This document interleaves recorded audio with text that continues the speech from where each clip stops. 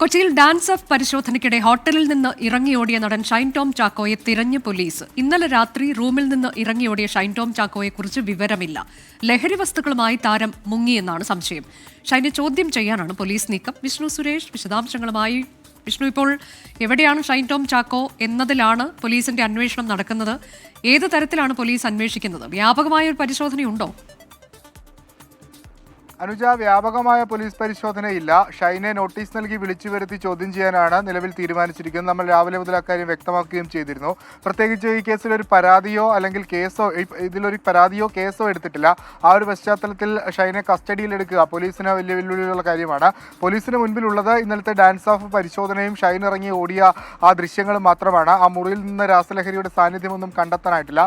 ആ ഒരു പശ്ചാത്തലത്തിൽ ചില വ്യക്തതകൾ വരുത്തുന്നതിന് വേണ്ടി ഷൈനെ ചോദ്യം ചെയ്യാം എന്നൊരു തീരുമാനത്തിലേക്ക് നാർക്കോട്ടിക് സെല്ലിൽ എത്തിയിരിക്കുന്നത്. ഉടൻ തന്നെ ഷൈന് നോട്ടീസ് നൽകും, വിളിച്ചു വരുത്തും, ചോദ്യം ചെയ്യും. ഏത് സാഹചര്യത്തിലാണ് ഈ ഹോട്ടൽ മുറിയിൽ നിന്ന് ഡാൻസ് ഓഫ് പരിശോധനയ്ക്കിടയിൽ ഓടി രക്ഷപ്പെടാൻ ശ്രമിച്ചത് എന്ന കാര്യത്തിലാണ് വ്യക്തത വരേണ്ടത്. പോലീസ് പറയുന്നത് ഇയാളുടെ പക്കൽ ലഹരി ഉണ്ടായിരുന്നിരിക്കാം.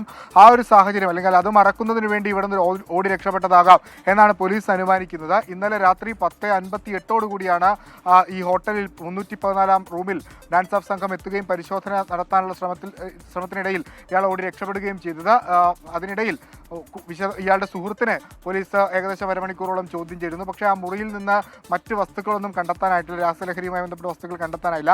5 ദിവസത്തെ നിരീക്ഷണത്തിനൊടുവിലാണ് ഈ ഷൈൻ ടോം ചാക്കോയുടെ മുറിയിലേക്കുള്ള പരിശോധന എന്നുള്ളത് ഏറെ ശ്രദ്ധേയമായ കാര്യമാണ്. അതായത് ഷൈൻ ലഹരി ഉപയോഗിക്കുന്നു അല്ലെങ്കിൽ ഇതുമായി ബന്ധപ്പെട്ട കാര്യങ്ങൾ ചെയ്യുന്നു എന്ന കൃത്യമായ വിവരത്തിന്റെ അടിസ്ഥാനത്തിൽ നടത്തിയ പരിശോധനയായിരുന്നു അത്. പക്ഷേ ഷൈനെ കിട്ടിയില്ല. അതുകൊണ്ട് തുടർ നടപടികളുടെ ഭാഗമായി ഇയാളെ വിളിച്ചു വരുത്തി ചോദ്യം ചെയ്യുമെന്നാണ് ഇപ്പോൾ. ഷൈന്റെ ഫോൺ സ്വിച്ച് ഓഫ് ആണോ? ഫോൺ കേന്ദ്രീകരിച്ചൊക്കെ പരിശോധനയുണ്ടോ? ലൊക്കേഷൻ കേന്ദ്രീകരിച്ചൊക്കെ? അനുജ, അത്തരത്തിലൊരു പരിശോധന ഇല്ല. കാരണം ഈ നോട്ടീസ് നൽകി വിളിച്ചു വരുത്തുക എന്നുള്ളത് തന്നെയാണ് അന്വേഷണ സംഘം ലക്ഷ്യം വെക്കുന്നത്.